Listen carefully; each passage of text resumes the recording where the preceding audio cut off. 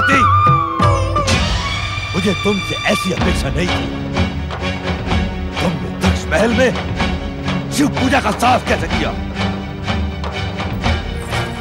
ये साहस नहीं है पिताश्री, ये तो अपने आराध्य और स्वामी के प्रति समर्पण है। हाँ, समर्पित होने के लिए तुझे वो नन धड़ंग औगड़ शिव ही मिला है? अरे सोच, दक्ष महल की सुविधाओं में रहने वाली तू उस अवधूत के साथ कैसे रह पाएगी? मैं तो जन्म जन्मांतर से इन्हीं के साथ रहती आई हूँ पिताश्री। इस संसार की समस्त सुख सुविधाएं विश्वेश्वर शिव की एक क्षण की समीपता के सम्मुख शून्य है। तेरी बुद्धि भ्रमित हो गई है। जो उस नन धड़ंग त्रिशूलधारी की महानता का असत्य बखान कर रही है। सावधान पिताश्री, आपकी दुर्भावना आपके दुर्भाग्य का कारण भी बन सकती है। क्या? मेरी पुत्री होकर मुझे ही चेतावनी देने का दुस्साहस करती है? मैं शिवलिंग को ही उठाकर फेंक देता हूँ।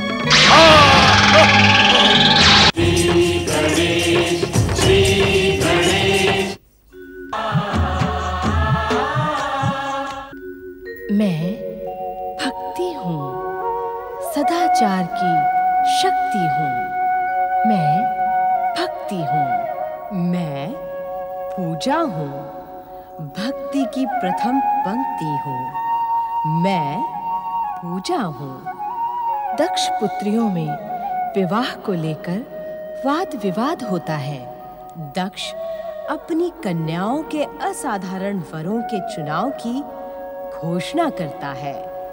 ब्रह्मदेव के परामर्श का विरोध करते हुए दक्ष शिव सती के विवाह का प्रस्ताव ठुकरा देता है। नारायण नारायण श्रीमन नारायण नारायण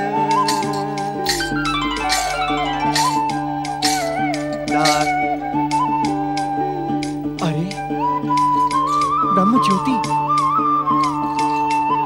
हे परमपिता, हे परमपिता, जब सौभाग्यवश मुझे आपकी इस पवित्र ज्योति के दर्शन हो ही गए हैं, तो कृपा कर अपने महान दर्शन देकर मुझे कृतार्थ करें परमपिता, मुझे कृतार्थ करें।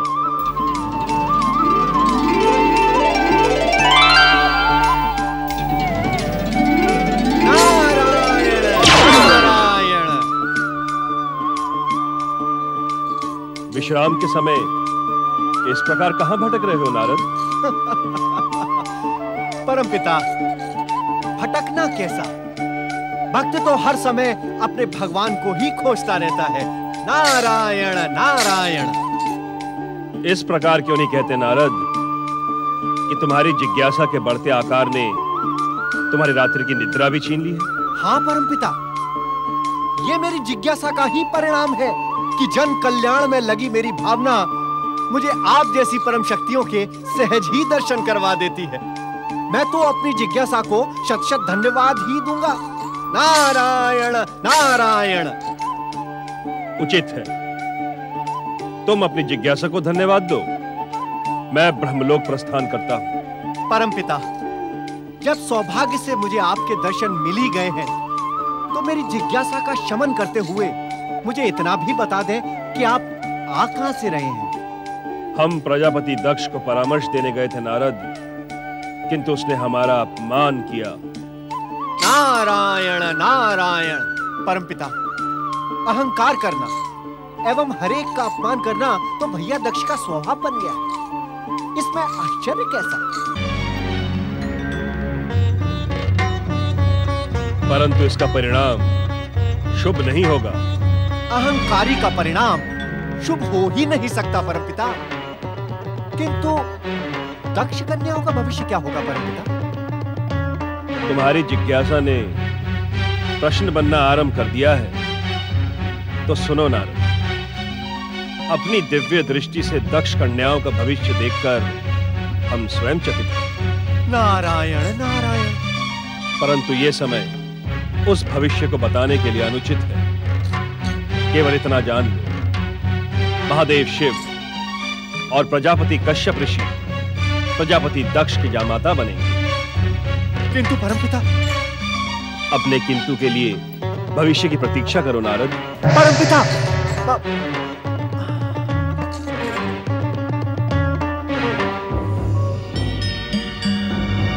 नारायण नारायण।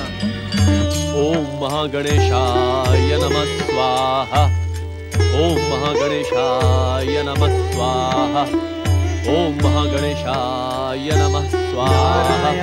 नारायण नारायण नारायण श्रीमन नारायण नारायण नारायण। ओम महागणेशाय नमः स्वाहा। ओम ऋषि कश्यप। महागणेशाय नमः स्वाहा। नारायण नारायण। प्रणाम देवर्षि। कश्यप आश्रम में पधारकर आपने हमें धन्य कर दिया है। आपका स्वागत है देवर्षि। आपने यहां पधारकर मेरे सौभाग्य में वृद्धि की है देवर्षि। ऋषिवर, जिस पर परम देव श्री महागणेश की कृपा दृष्टि हो, उसके सौभाग्य में भला ये नारद नारायण नारायण क्या वृद्धि कर सकता है। ऋषिवर, श्री महागणेश तो प्रथम पूज्य, रिद्धि सिद्धि एवं सौभाग्य के दाता है। देवर्षि, आपके देव ज्ञान के सम्मुख कश्यप शून्य है। आप आदेश दें, मैं आपका क्या प्रिय कर सकता हूं। ऋषिवर, क्या आप अपने विवाह के संबंध में परमपिता ब्रह्मा जी की भविष्यवाणी से अपरिचित हैं? परिचय का प्रश्न तो तब उठता है देवर्षि, जब हम अपने विवाह के संबंध में इच्छुक हो। नारायण नारायण। अर्थात ऋषिवर, आप भी एक भक्त अपने संबंधों को लेकर चिंतित क्यों हो देवर्षि? श्री महागणेश जी की जो इच्छा होगी उसे ही हम उनका प्रसाद समझकर स्वीकार कर लेंगे।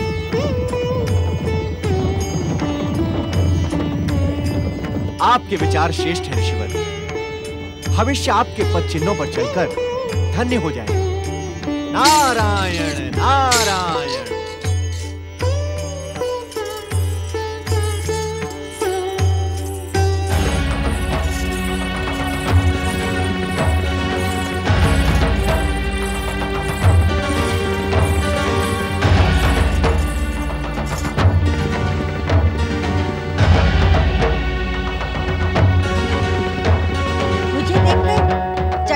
आवश्यकता नहीं है ऋषिवर। मैं दक्ष प्रजापति की ज्येष्ठ पुत्री दिति हूँ। राजकुमारी दिति, आप यहाँ किस उद्देश्य से आई हैं? देवर्षि नारद के जाने के पश्चात भी क्या इस प्रश्न की आवश्यकता है? हाँ, क्योंकि देवर्षि नारद ने मुझे आपके विषय में कुछ भी नहीं बताया है। आश्चर्य, किंतु देवर्षि नारद का स्वभाव तो ऐसा नहीं है। ऋषिवर, परमपिता ब्रह्मा जी की भविष्यवाणी के अनुसार आप मेरे पति होंगे। इसी कारण मैं आपकी महानता की परीक्षा लेने आई हूँ। किंतु ये अनुचित है। अनुचित? क्या अनुचित है ऋषिवर? बिना माता पिता की अनुमति किसी भी कन्या को पर पुरुष के समीप जाना नीति और मर्यादा के विरुद्ध है। आपको इस बात का ज्ञान कैसे है कि मैं माता पिता की अनुमति के बिना यहाँ आई हूँ? आपके माता पिता आपको इस प्रकार यहाँ आने की अनुमति कदापि न देते। आपका नैतिक ज्ञान तो मेरी योग्य है, किंतु आपका व्यवहारिक ज्ञान? अर्थात आप इस सत्य से अनभिज्ञ तो नहीं कि मैं इस पृथ्वी के स्वामी दक्ष प्रजापति की पुत्री हूँ। इसी कारण आप मेरे पिता के अधीन हैं। आपको मेरे स्वाभिमान पर ठेस पहुंचाने का कोई अधिकार नहीं है। और आपको मेरी परीक्षा लेने का अधिकार है? निस्संदेह। जिस प्रकार आप मेरे पिता के अधीन हैं, उसी प्रकार आप मेरे भी अधीन हैं। मैं दक्ष प्रजापति की पुत्री हूँ, ज्येष्ठ पुत्री। अधिकारों की दुहाई न दे राजकुमारी दिति, क्योंकि एक ऋषि की परीक्षा लेने का अधिकार आपके पिता को भी नहीं है। ऋषिवर, उत्तेजित न हो राजकुमारी। मैं जो कुछ भी कह रहा हूँ सत्य के आधार पर कह रहा हूँ। तो क्या आप मेरी और मेरे पिता की महानता को अस्वीकार करते हैं? एक व्यक्ति की दृष्टि से तो मैं दक्ष प्रजापति की योग्यता स्वीकार कर सकता हूँ, किंतु एक ऋषि की दृष्टि से न तो तुम्हारी कोई महानता है और न ही तुम्हारे पिता दक्ष प्रजापति की। ऋषिवर, मैं आपको अपनी महानता स्वीकार करने पर विवश कर दूंगी।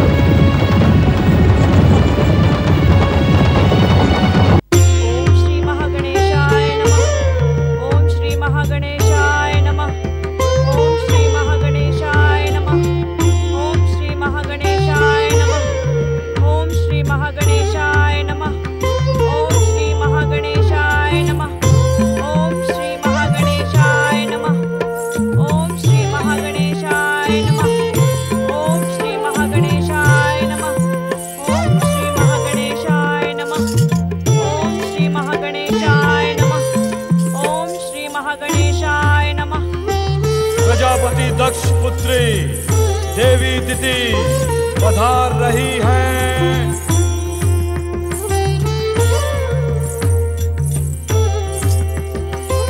मुझे आप दोनों से कुछ कहना है। अवश्य कहो पुत्री।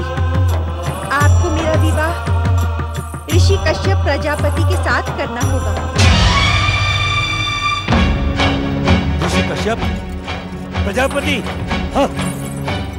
दीदी, तुम्हारा विवाह किसके साथ होगा इसका निर्णय हम करेंगे। तुम्हें अपने पति के चुनाव का कोई अधिकार नहीं है। उत्तेजित न हो पिताश्री। मेरा निर्णय परमपिता ब्रह्मा जी की अटल भविष्यवाणी से जुड़ा है। न तो हम तुम्हारे निर्णय को महत्व देते हैं, न ही ब्रह्मदेव की भविष्यवाणी को।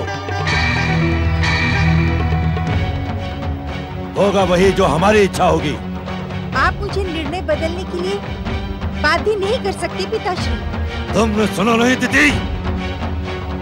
इस बात का अंतिम निर्णय हम स्वयं करेंगे। और हाँ, अब इस विषय पर चर्चा की कोई आवश्यकता नहीं है।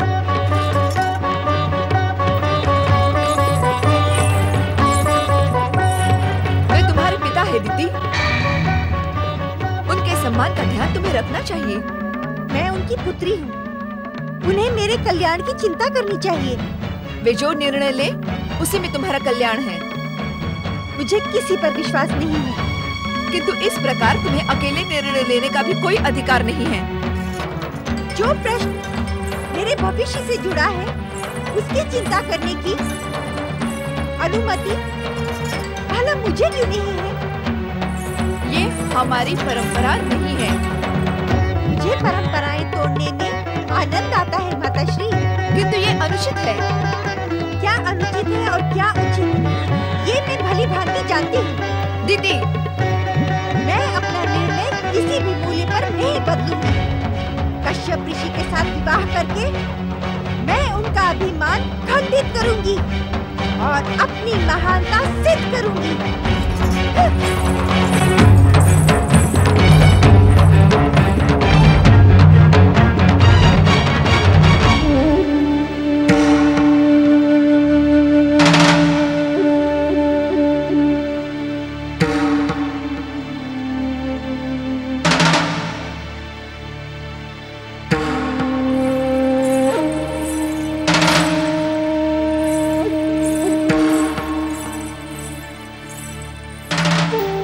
स्वामी, इस समय हमारे जीवन में जो घटनाएं घट रही हैं, वो हमारे भविष्य के लिए शुभ संकेत नहीं है। वीरों जैसी बातें करके प्रजापति दक्ष को उत्तेजित न करे महारानी। शुभ अशुभ, पाप पुण्य और सत्य असत्य सत्य सम्राट दक्ष प्रजापति के अनुचर हैं। हम स्वयं जिस घटना के और जिस परिणाम के इच्छुक होते हैं वो घटना उसी प्रकार घटती है। किंतु जो सत्य है, किंतु परंतु जैसे शब्दों से पृथ्वी सम्राट दक्ष प्रजापति को घृणा है। महारानी वीरणी, पृथ्वी सम्राट दक्ष प्रजापति से बात करते समय क्या तुम इन शब्दों को नहीं अलग रख सकती? क्या तुम्हारे पिता ने तुम्हें शब्दों का उचित ज्ञान प्रदान नहीं किया।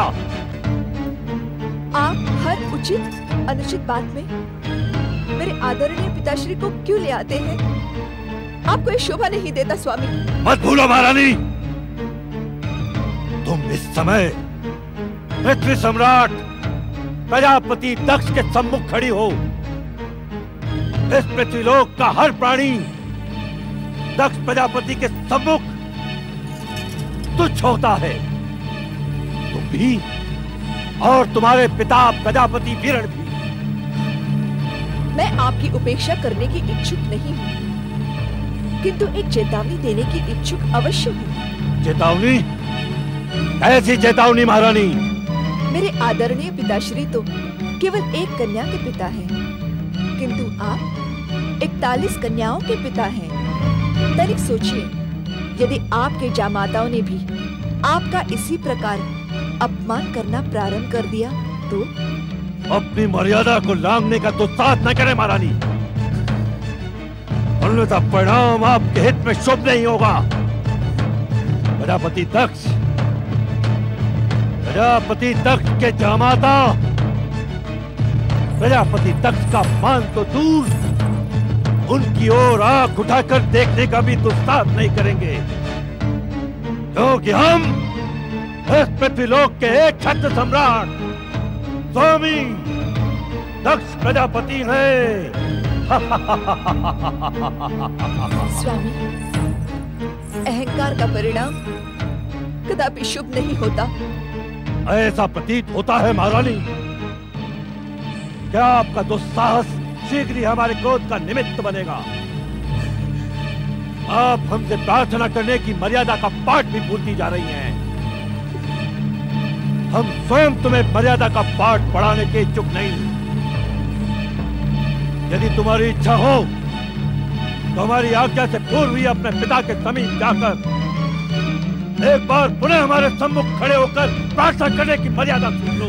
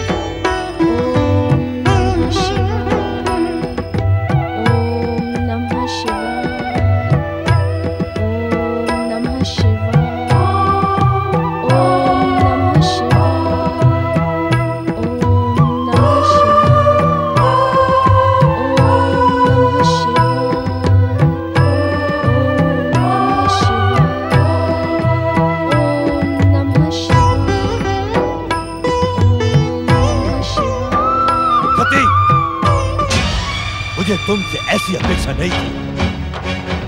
तुमने दक्ष महल में शिव पूजा का साहस कैसे किया? ये साहस नहीं है पिताश्री, ये तो अपने आराध्य और स्वामी के प्रति समर्पण है। हाँ, समर्पित होने के लिए तुझे वो नंद धड़ंग औगड़ शिव मिला है? अरे सोच, दक्ष महल की सुविधाओं में रहने वाली तू और अवधूत के साथ कैसे रह पाएगी? मैं तो जन्म जन्मांतर से इन्हीं के साथ रहती आई हूँ पिताश्री। इस संसार की समस्त सुख सुविधाएं विश्वेश्वर शिव की एक क्षण की समीपता के सम्मुख शून्य है। तेरी बुद्धि भ्रमित हो गई है, जो उस नंद धड़ंग त्रिशूलधारी की महानता का असत्य बखान कर रही है। सावधान पिताश्री, आपकी दुर्भावना आपके दुर्भाग्य का कारण भी बन सकती है। क्या? मेरी पुत्री होकर मुझे ही चेतावनी देने का दुस्साहस करती है? मैं शिवलिंग को ही उठाकर फेंक देता हूँ। शिव, तूने दक्ष प्रजापति का अपमान करने का दुस्साहस किया है।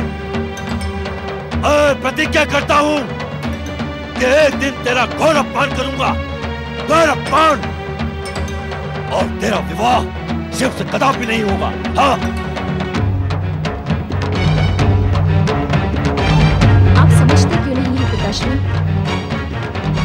संसार में शक्ति का आश्रय एकमात्र शिव ही है। ओम नमः शिवाय, ओम नमः शिवाय।